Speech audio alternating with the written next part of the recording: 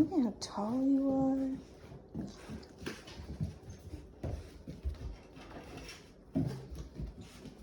Cool. He usually runs over and gets water, but right now he's very excited. Good. All right, we're gonna take him out.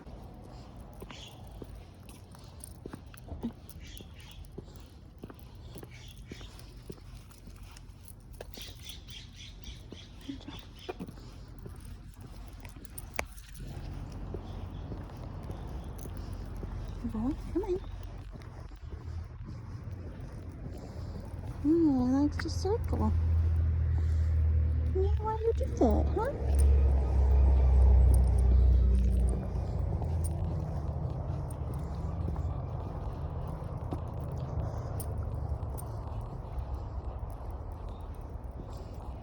I want this spot that you like so much. There you go.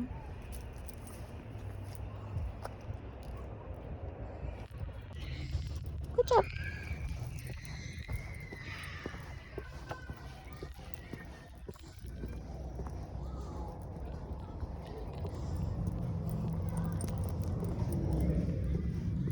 Good job. I have a toy in my pocket just in case. A little bit of pressure over to keep him on this side. Good job. Come on.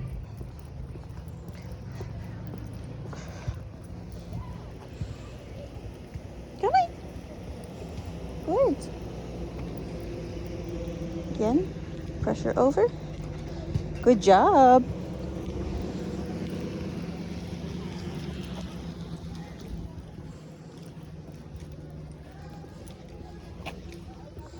Can you go through the back? Oh, it's kind of fun. Come on, let's do that. Good job.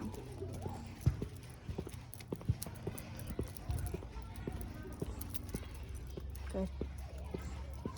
Let's try and do a little bit more leash stuff.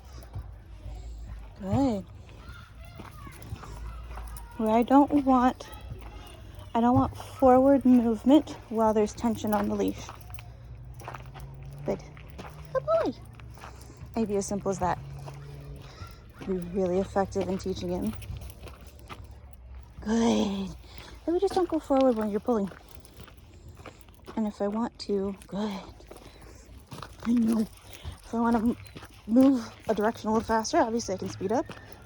I can let him, let the leash pull through my fingers a little bit so he's not really pulling.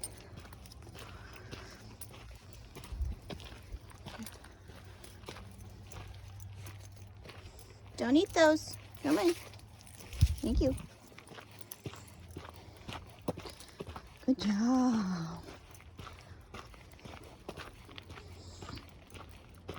And I really don't care if a dog is ahead of me, as long as they can pay attention to the leash.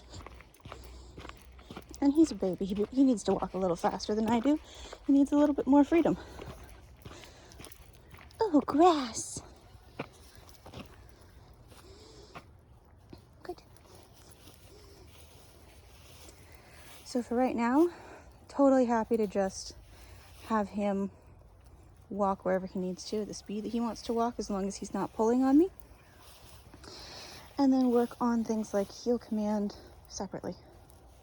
And we can put those things together very easily.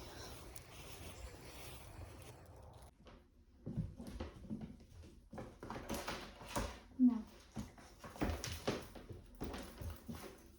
change our expectations here a little bit. He's been jumping on me a lot today.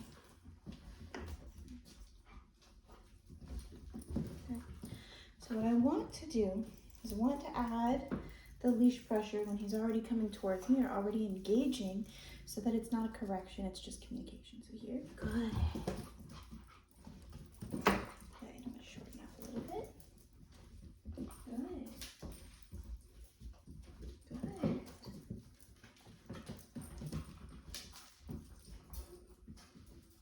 Good. I'm definitely feeling a little bit off today, a bit of a headache, so might not be able to do a ton of turns here while bending over.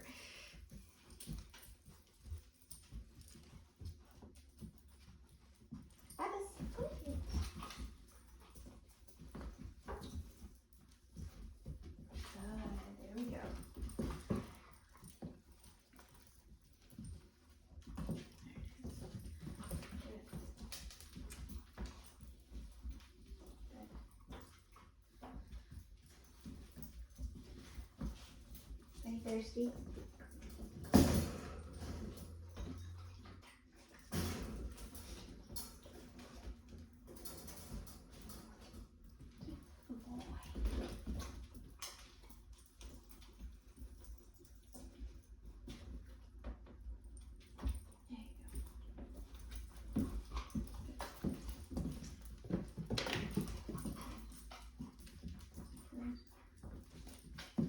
Good.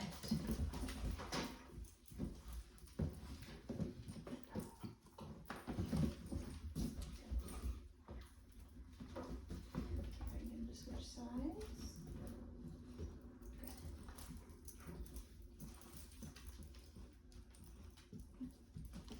Good.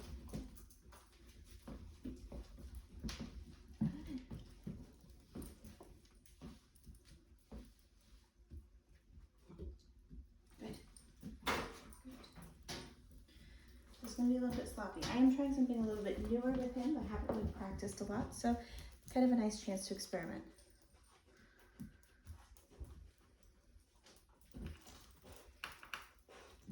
Good. A little bit of beach pressure.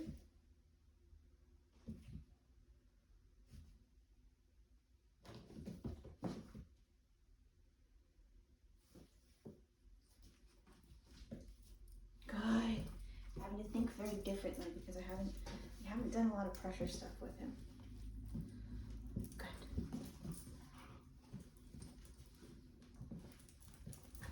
Good.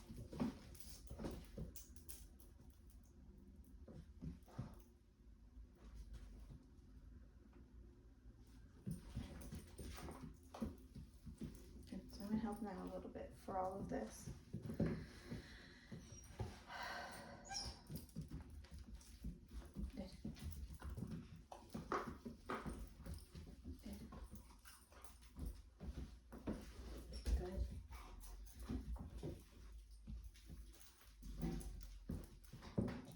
Good boy, that was good.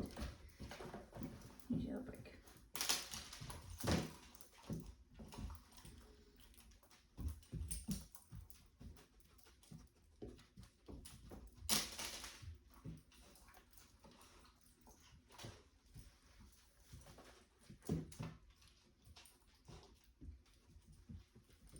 Good. That was a little bit of pressure. He turned around right away. Again. Good. Good. Yes, you're a good boy.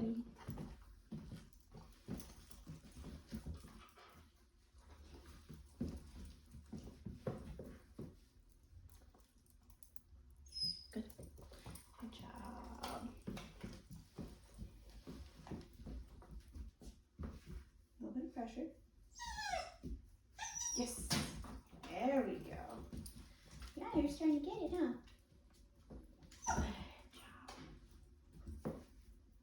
Good job.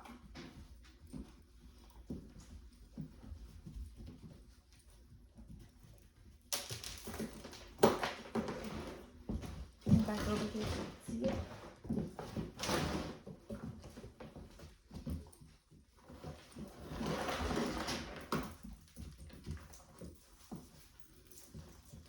No.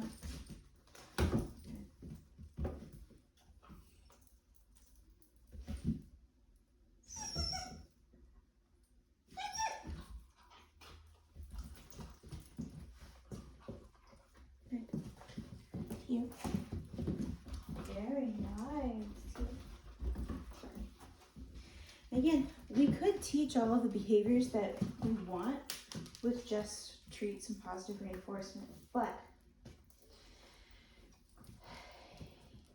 he's going to encounter pressure regardless.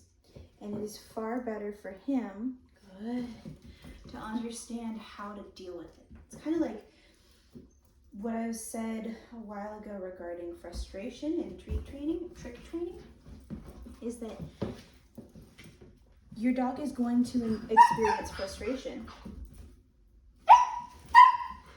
The best thing you can do for them is teach them how to deal with it.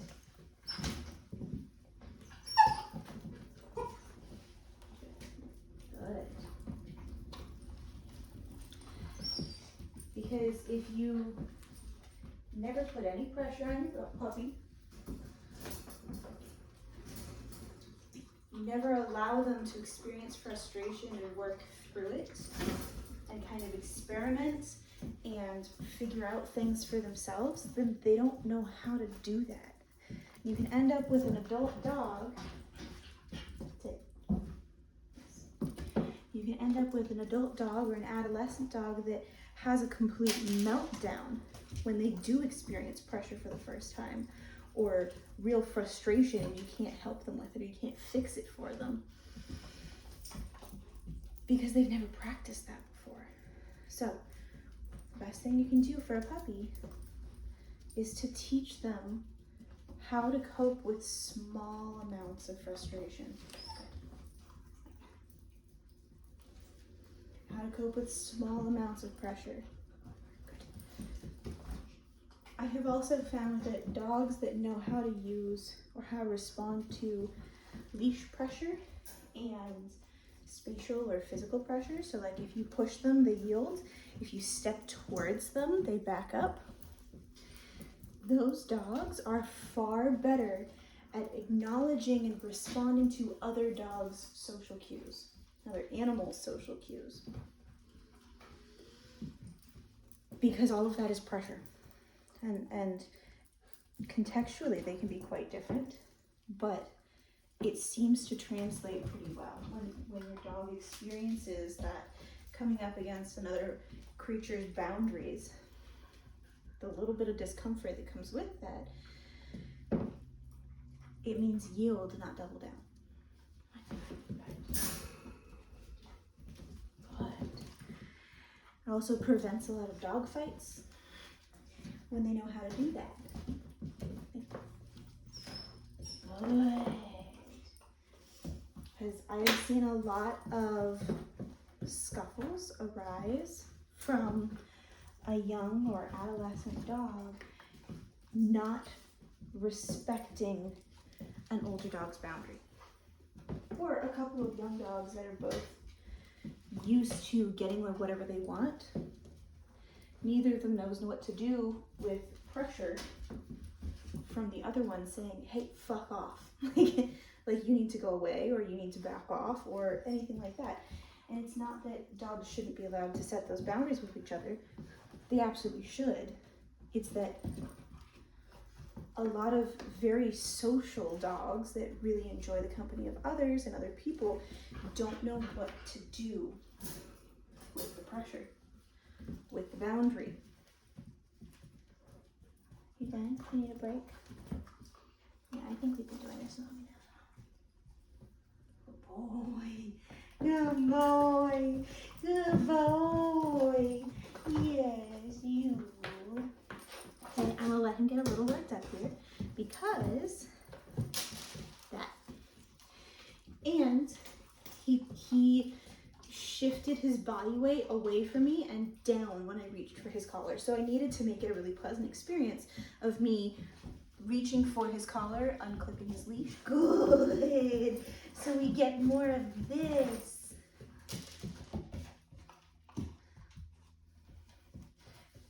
Yes, good boy. And that's another reason why it's a really good thing to practice reaching for your dog a lot and making it a pleasant experience, is that that's sometimes one of the most aversive experiences for small dogs, is somebody reaching down and trying to touch them. Or unclipping a leash, unclipping a harness, putting a leash collar harness on, any of that can be really uncomfortable because we are so much bigger than they are. And it's very much, it's things that are really natural for us as humans, as primates, to reach out and grab and pull in and cuddle and touch and restrain. Not natural for dogs. They have to be taught those things. That's why it's really important to teach them, yes, how to not squirm when you grab them, by timing when you release that pressure. Again, going back to pressure. Right.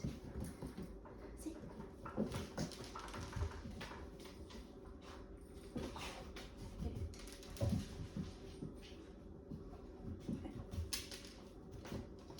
that's something that's also really easy to fix now. Yes, good boy.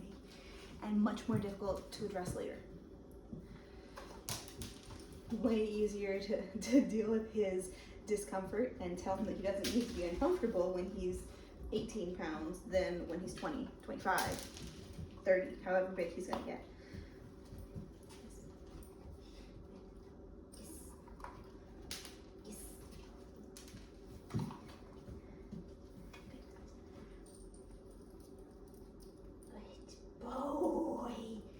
Wait, I didn't get it unclipped. There we go. That's a very good boy.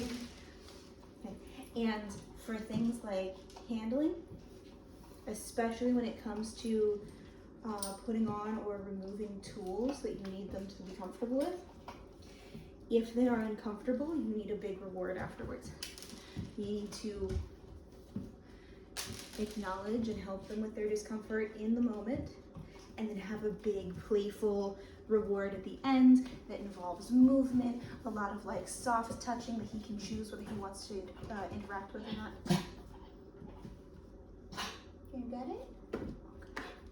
Wait, there's a cookie right there. You see that? Good. All of that helps a lot now and will save you so much frustration later. Do you want to play? You broke the squeaker. Do you want this? He's also interesting in that he kind of wants to play, and like he wants the engagement rather than whatever the play is itself. But he doesn't seem like he's particularly fond of like competition. It's more like when he gets mouthy, it's just a response to his excitement level. Like he just wants a pacifier. Oh, did you get that? That's fine. Just things to make note of because it'll help you to know these things later. Oh shit. I did, I lost it. Alright. Are you done, baby? What time is it? Yeah, I'm about done. Chin. Yes, good boy. Chin. Let me get your eye boogers. Come here. Come here. Come here. Come here. Come here. Come here. Oh, yeah, I know. Very good. And that's how I deal with that too, is that there's nothing wrong with getting the dog worked up as long as you can turn them back off. Yeah, good boy. The best way to turn them off is to stop the movement, change your energy and your engagement level. So if I'm down here, oh, what a good boy, what a good boy. I'm talking a lot, I'm touching him, my energy's a little higher. If I want to stop, I just... Benefit of having a really social pet. They respond to you. They are exceptionally good at reading our body language, our energy levels. They have a fantastic sense of smell. They know what is going on with you at all times. Use that to your benefit. Good boy. All right, in again. Yeah, in there.